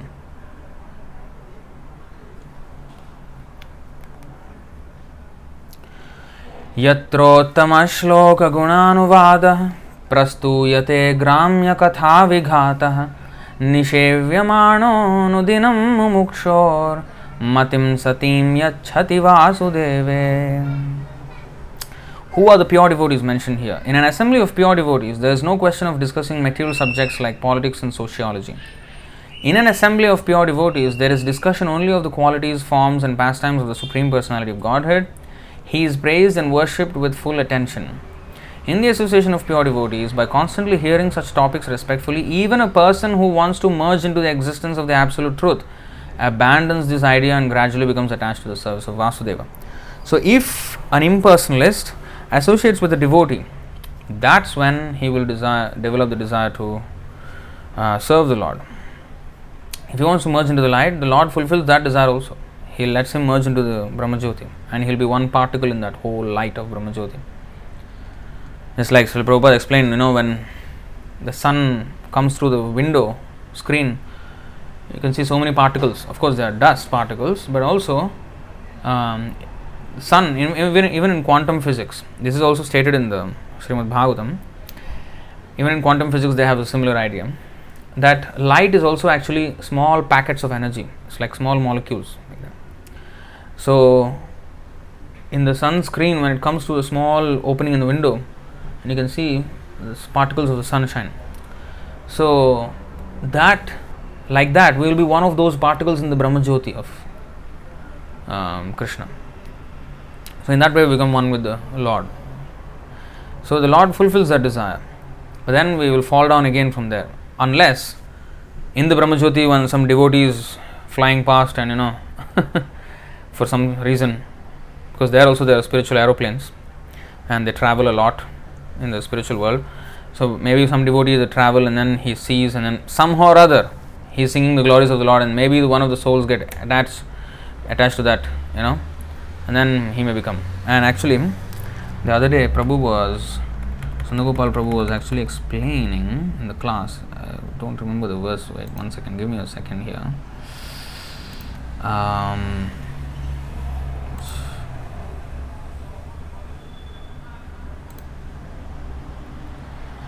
The other day in the Bhagavatam class, he was mentioning how the 4 Kumaras have become from impersonalist to devotees by smelling the tulasi at the feet of the Lord. And all these things work when we are in association of devotees, where we will see tulasi at the feet of the Lord. Only where devotees are worshipping like that, right? So ultimately, even that also depends on the association of devotees, even to smell tulasi. And where did they smell the tulasi at the feet of the Lord? In Vaikuntha, where there are all devotees and offering tulasi leaves. I mean, the Vaikuntha that is in this universe, you see. Somehow it doesn't work. Okay. I was supposed to open my notes, but it's just stuck. Somewhere in the, let me see. Yes. 24th chapter of Madhya Lila of Chaitanya Charitamrita.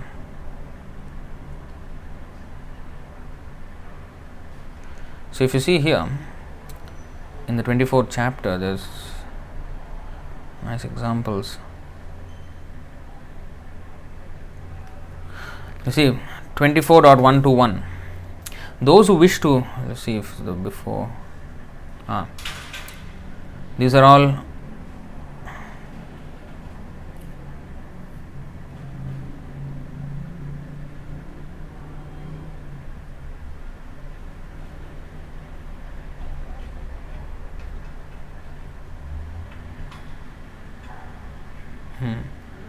Okay, let's read all these verses.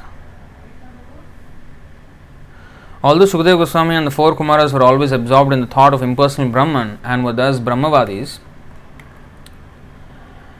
they were nonetheless attracted by the transcendental pastimes and qualities of Krishna, therefore they later became devotees of Krishna. This is reading from CC Madhya Lila 24.173 onward, 113 onwards. The minds of the 4 Kumaras were attracted by the aroma of the flowers offered to the Krishna's lotus feet. Being thus attracted by the transcendental qualities of Krishna, they engaged in pure devotional service. Tasyaravinda padaravinda kinjal kamishra tulasi makaranda vayu antargata svavivarena chakara tesham sanshobhamaksharajusham apichitta tanvoh.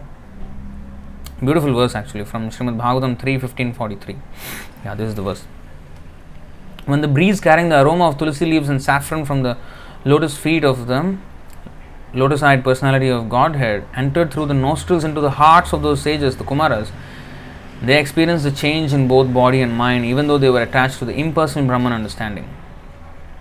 See? Next.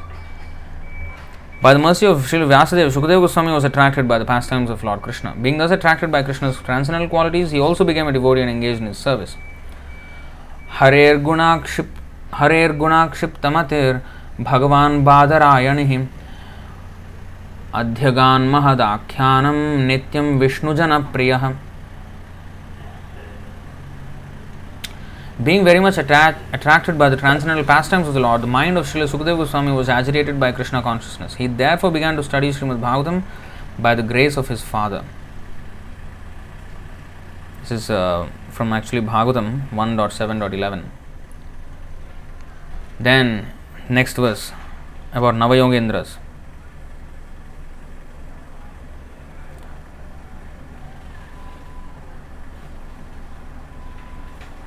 Aklesham kamala bhuva pravishya goshthim.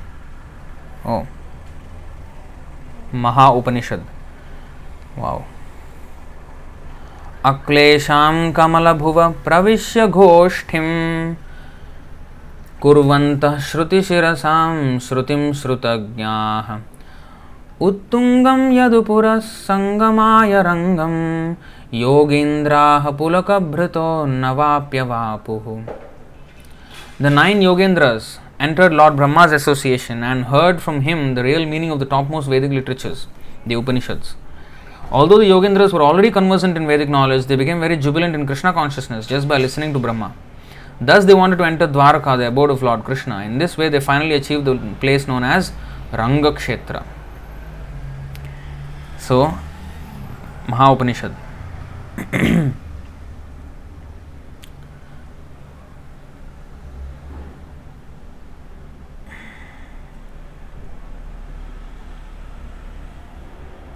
So, in this way, in other words, they can only serve Krishna if they associate with devotees, if they are impersonals. The next part of the question. While one who was under the mode of ignorance in their previous life, will they have more sinful desires in their present life? Yes. If yes, then how would one who has done bad deeds eventually break the cycle and rise above the 3 modes? Association of devotees. That's the only way. Karmani nirdahati kintu cha bhakti bhajam. When one surrenders, Krishna says in the Bhagavad Gita, right? Famous verse. Aham tvam sarva papebhyo mokshayishyami ma suchaha but sarva dharman parityajya mamekam sharanam vraja.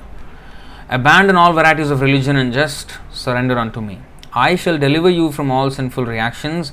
Do not fear. See? So he will deliver from all sinful reactions, provided we surrender to the Lord. So that is the condition. So that surrender happens in the association of those people who are surrendered to the Lord. If we associate with them, if our desires develop. So when we associate with people who surrender to the Lord, then our desires also go in that direction. I also want to surrender. And when we actually surrender, that's when everything happens. All the sinful activities will be nullified. And in the Brahma Samhita also it is said, you see, Karmani nirdahati kintu cha bhakti bhajam govindamadi purusham tamaham bhajami. Nirdahati. Dahati means to burn. Nirdahati means completely burn to the roots. Karmani nirdahati kintu cha bhakti bhajam. Those who perform bhakti, all karmic reactions will be completely burnt. That is the only way we can break the cycle. Otherwise, not only bad deeds, I'm telling you, even good deeds are just continuing our cycle of karma in this material world. That's explained here.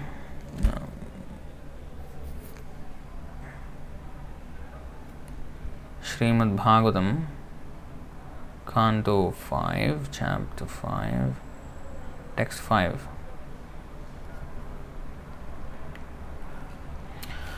Parabhavastavadojato yavanna jignasata atmatattvam yavat kriyastavadidam manovai karmatmakam yena sharira bandha. As long as one does not inquire about the spiritual values of life, one is defeated and subjected to miseries arising from ignorance. Be it sinful or pious, karma has its resultant actions. If a person is engaged in any kind of karma, that means pious or impious, his mind is called karmatmaka, colored with fruitive activity. As long as his mind is impure, consciousness is unclear, and as long as one is absorbed in fruitive activity, he has to accept a material body. To undergo the reactions of so-called good pious deeds, we have to accept another good body, advantageous body in this material world, to experience the reactions, the so-called positive reactions of the good deeds. But to accept the material body itself is the problem. Janma, Aishwarya, Shruta, Shribhir. These are the signs of a previous pious activity. That means born in a good cultured family or nation, or Janma Aishwarya, one who is very opulent, rich. If he is born in with a silver spoon, as they say, or golden spoon or whatever, so that means he is previously has done some pious activities. Or if one is intelligent, he is also. Or if somebody is beautiful, he is also.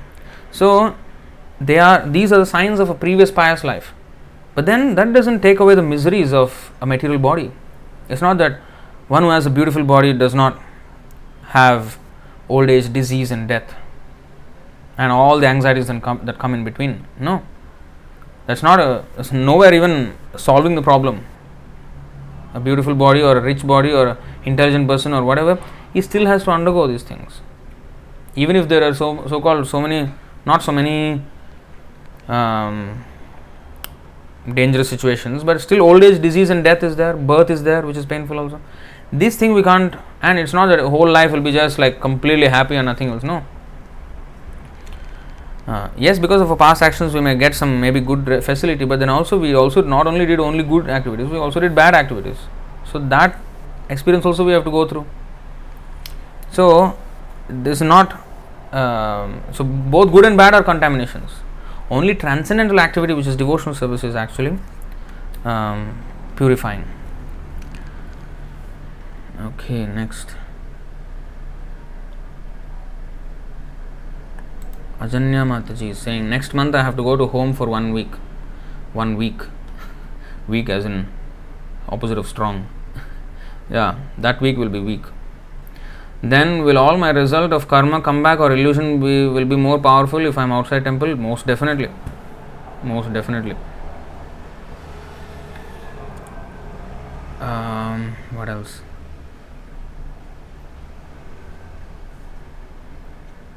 Is reading Prabhupada books is also sadhu sangha? Yeah, of course. The whole purpose of association means to hear and chant. Of course, then we have to act on them, right? Once we read, then if we are sincere in following the orders, then Krishna will also direct us to the proper devotee association, where we can actually learn how to mold our life based on those books, the instructions in those books, the philosophy in those books, how to actually live like that. That is also necessary to associate with devotees. So if one is sincerely reading and sincerely wants to follow, then Krishna will also award him the proper association. And then under the guidance of devotees, he will learn. I think that's it. That's the questions for today. Thank you very much for your participation. We'll see you again, I think on Saturday. Alright, Bhagavad Gita ki jai, Srila Prabhupada ki jai, Ananta Koti Vaishnava Vrinda ki jai. Natai Gaur Premanande, Hari Hari Bol, Hare Krishna.